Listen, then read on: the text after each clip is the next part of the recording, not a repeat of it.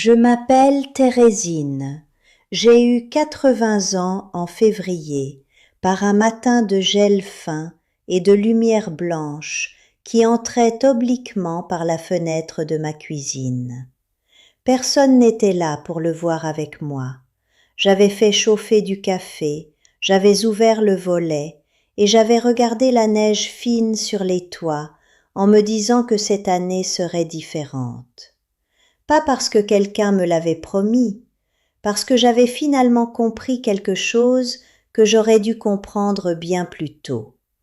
Mais je vais commencer par le commencement, ou plutôt par ce qui ressemblait à une fin. Pendant des années j'ai attendu, pas de manière visible, pas comme quelqu'un qui surveille l'horloge ou qui colle son visage à la vitre. J'attendais de façon silencieuse, intérieure, presque inconsciente. J'attendais que mes enfants se souviennent que j'existais, en dehors du moment où ils avaient besoin de quelque chose. Ma fille aînée, Orsolia, vit à Lyon. Elle a 47 ans, 3 enfants, un mari consultant en déplacement permanent et une façon de téléphoner qui ressemble à un rapport d'étape. Elle appelle quand quelque chose ne va pas dans sa logistique de vie.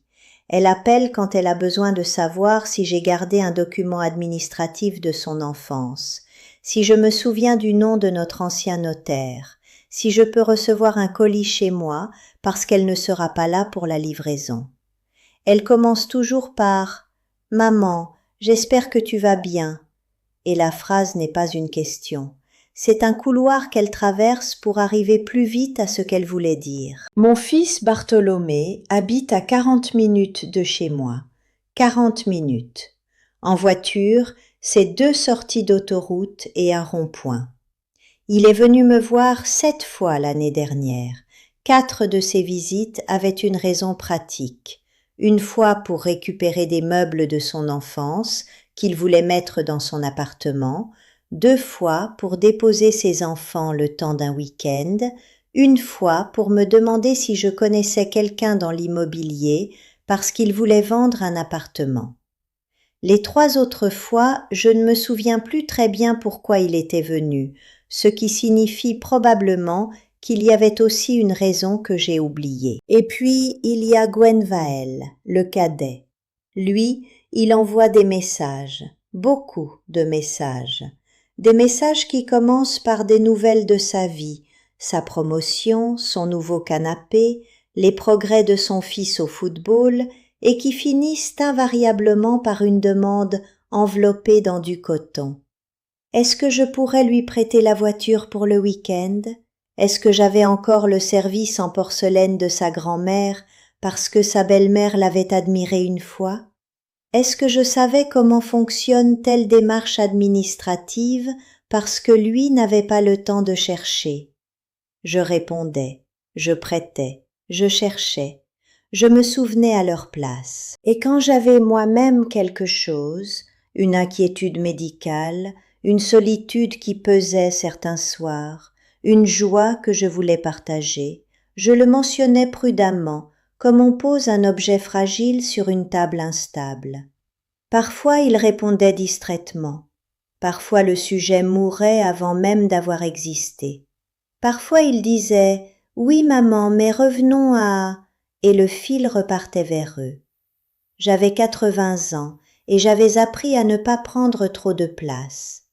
Il y a eu un moment précis où j'ai commencé à voir les choses autrement.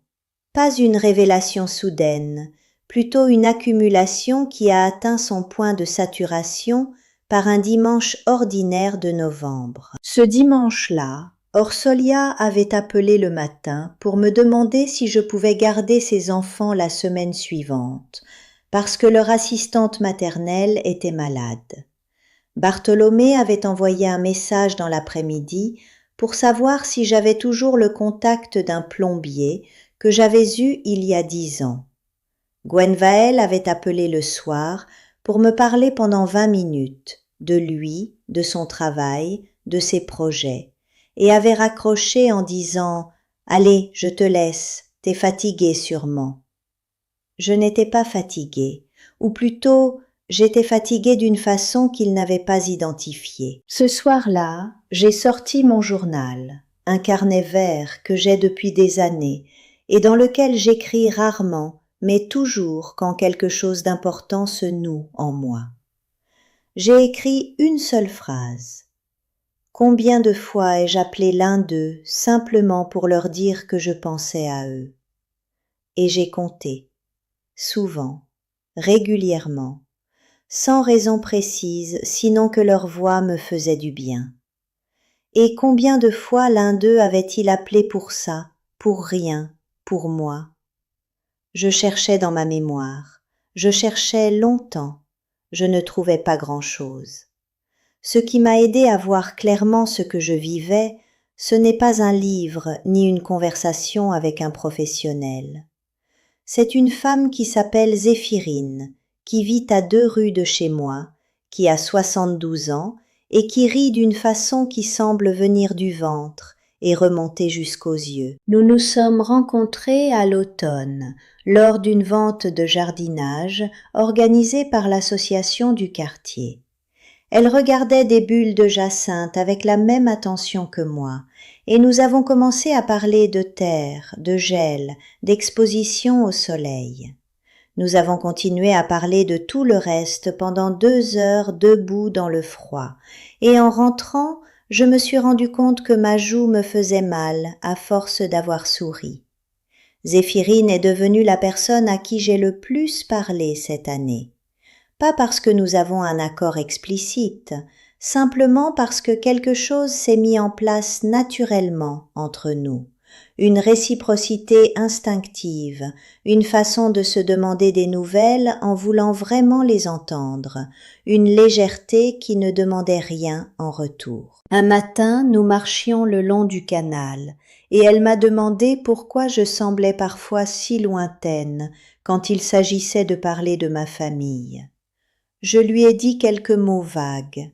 Elle s'est arrêtée de marcher et m'a regardé avec cette précision particulière qu'ont certaines personnes. Pas de pitié, pas de jugement, juste une attention nette comme un couteau propre. Elle m'a dit « Tu sais, les liens du sang ne créent pas une dette, ils créent une possibilité. C'est à vous d'en faire quelque chose ensemble ou de reconnaître que ça n'existe pas vraiment. » Je n'ai rien répondu sur le moment, mais cette phrase a continué à travailler en moi pendant des semaines, à l'heure du café, dans le silence avant de dormir, pendant que je jardinage et que mes mains s'occupaient sans que mon esprit soit obligé de suivre. La décision que j'ai prise ne ressemble pas à ce que les gens imaginent quand on leur parle de prendre ses distances avec ses enfants. Il n'y a pas eu de lettre. Il n'y a pas eu de conversation tendue où j'aurais posé les termes d'un ultimatum. Il n'y a pas eu de silence punitif conçu pour leur faire regretter quelque chose. Il y a eu simplement ceci. J'ai arrêté d'être toujours disponible. Quand Orsolia a appelé pour me demander si je pouvais recevoir ses enfants pendant 1 semaine entière parce qu'elle partait en déplacement professionnel, j'ai dit que ce n'était pas possible cette semaine-là. Elle a semblé déstabilisée. Elle a dit « Mais tu as des projets ?» comme si l'absence de projet aurait rendu mon refus moins légitime. J'ai dit « Oui, j'ai des projets. » Je n'ai pas précisé lesquels. Ce n'était pas son affaire. Quand Bartholomé a envoyé un message pour savoir si je pouvais lui avancer de l'argent pour un truc urgent, qu'il m'expliquerait plus tard, j'ai répondu que ce n'était pas quelque chose que je pouvais faire. Il n'a pas rappelé pour l'expliquer. Le truc urgent s'est réglé autrement, j'imagine. Quand Gwenvael m'a demandé si je pouvais l'aider à rédiger une lettre de réclamation à son assurance, quelque chose que j'aurais fait autrefois en 30 minutes sans même y penser, j'ai dit qu'il valait mieux qu'ils s'adressent directement à un conseiller, que c'était leur métier et qu'ils connaissaient les formulations précises. Chaque fois que je disais non, ou que je redirigeais, ou que je ne me rendais simplement plus disponible avec la rapidité et la complaisance qui avaient été ma norme pendant des décennies, Je ressentais une résistance physique, un serrement dans la poitrine, une voix intérieure qui répétait les mêmes mots usés. Tu es leur mère, c'est ton rôle, c'est ce qu'on fait. Et à chaque fois je répondais à cette voix, de plus en plus fermement, non.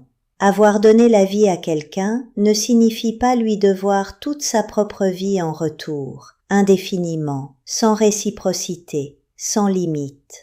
Les premières semaines, il ne s'est rien passé de notable. Ils ont trouvé d'autres solutions, ils ont géré. La roue a continué de tourner sans que je sois celle qui la poussait. Et cela m'a appris quelque chose d'important et de douloureux à la fois. Je n'avais pas été indispensable. J'avais été commode. Il y a une différence énorme entre être aimé et être pratique. J'avais confondu les deux pendant trop longtemps, parce que l'une ressemble à l'autre quand on regarde de loin et qu'on a envie de se laisser bercer. Puis quelque chose a changé, progressivement, presque imperceptiblement, comme change la lumière entre novembre et janvier.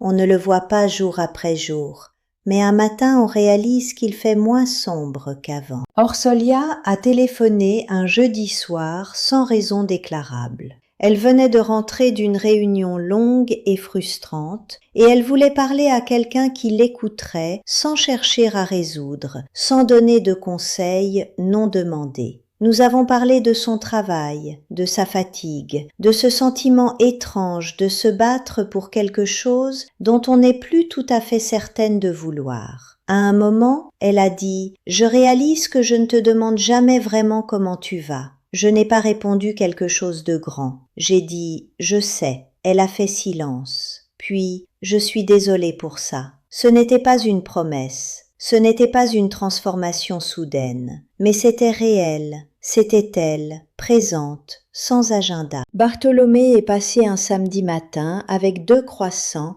et une bouteille de jus d'orange. Il avait l'air légèrement embarrassé, comme quelqu'un qui fait quelque chose d'inhabituel et qui ne sait pas exactement comment s'y prendre. Nous avons petit déjeuné sur la table de la cuisine et il m'a parlé de son fils, de sa peur que ce garçon soit trop seul, de sa propre solitude quand il était adolescent, des choses qu'il ne m'avait jamais dites, des choses qu'il n'avait probablement jamais dites à voix haute. Avant de partir, il a dit « Je viendrai plus souvent si tu veux bien ». J'ai dit que je voulais bien. Gwenvael a mis plus de temps. Il y a quelque chose chez lui, une fierté peut-être, ou une façon de ne pas savoir comment revenir en arrière sans avoir l'air de reconnaître qu'il y avait quelque chose à corriger. Mais il m'a invité à déjeuner un dimanche dans un restaurant qu'il avait choisi en pensant à moi, parce qu'il se souvenait que j'aimais la cuisine alsacienne. Ce détail, qu'il avait pensé à ce que j'aimais avant de penser à ce qui lui convenait, m'a touché d'une façon que je n'avais pas anticipée. Pendant ce repas, il m'a posé des questions sur ma jeunesse, pas par politesse, avec une curiosité sincère, légèrement maladroite, comme quelqu'un qui réalise qu'il y a des pièces entières dans une maison qu'il n'a jamais visitée. Mais je veux être honnête sur ce point, parce que ce serait trop facile de faire de cette histoire un récit propre, avec une morale évidente. Mes enfants ne sont pas devenus des personnes différentes. Ils ont des habitudes profondes, des vies compliquées, des réflexes forgés par des années de facilité. Orsolia oublie parfois de rappeler quand elle dit qu'elle va rappeler. Bartholomé est encore souvent absent, même quand il est physiquement là. Gwenvael alterne entre des périodes de présence vraie et des semaines de silence inexpliqué. La différence, c'est que ça ne me définit plus, parce que dans l'espace que j'avais libéré en cessant de remplir chaque attente implicite, quelque chose d'autre avait commencé à pousser, quelque chose qui m'appartenait entièrement. J'ai rejoint un atelier d'écriture qui se réunit le mardi soir dans la médiathèque du quartier. 7 personnes autour d'une table, des âges très différents, une instructrice nommée Ambre qui a la façon rare d'encourager sans flatter. J'écris des nouvelles courtes sur des choses qui me préoccupent ou qui me réjouissent, et les autres les lisent et me disent ce qu'ils ressentent. Il m'arrive d'être ému de la précision avec laquelle des inconnus comprennent ce que j'essayais de dire. J'ai repris la correspondance, les vraies lettres, à la main, sur papier, avec une cousine éloignée qui vit en Bretagne et que je n'avais pas contactée depuis des années.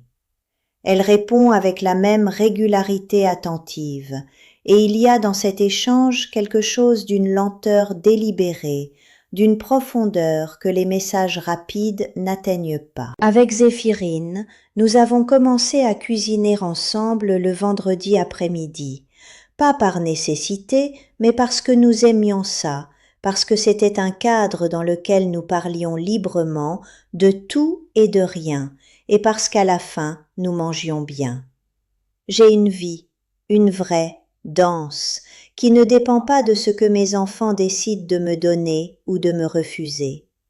Il y a une chose que les gens ne disent pas souvent sur le vieillissement, parce qu'elle ne correspond pas à l'image attendue.